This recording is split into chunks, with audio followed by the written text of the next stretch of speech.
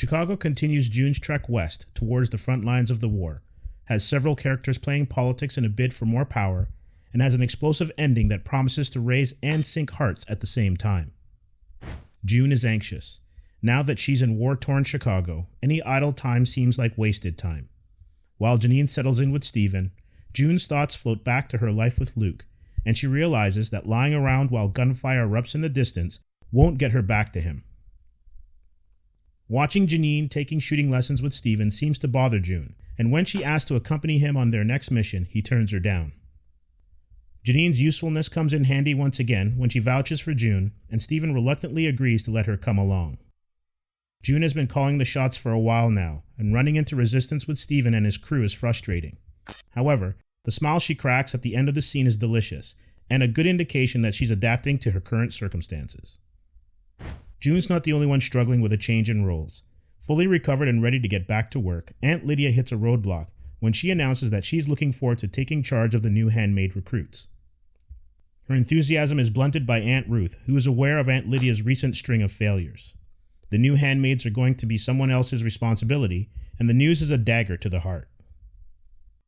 Lydia's identity is completely wrapped up in overseeing handmaids, and she seems lost at the mere mention that she won't be continuing in her usual role. Her connection to the handmaids, although warped, at least appears to be more genuine than Aunt Ruth's, who only sees them as assets. Commander Lawrence tries to reassert himself as well in a futile attempt to get Gilead's council to heed his advice. Despite their military might, Gilead is weakened due to the sanctions they are under. Bombs and bullets don't feed the masses or keep the economy humming along, and Lawrence looks to Nick for some support. Nick flexes his muscles a bit, helping to shoot down Lawrence's proposal for a ceasefire against the rebels, which, indirectly, would also keep June from harm. This is where the backroom dealing begins, and it's always great to see the talented Ann Dowd and Bradley Whitford share the screen together. As Lawrence and Lydia, they barely raise their voices above a whisper, but nonetheless command the scene. Lydia and Lawrence, both on the outside looking in, lean on each other to reestablish themselves. Chicago provides some touching moments between Janine and June. Their friendship has been a curious one, born more out of necessity than mutual admiration. Their bond takes another step in Chicago's final moments, only to be thrown into doubt when the streets explode during the air raid.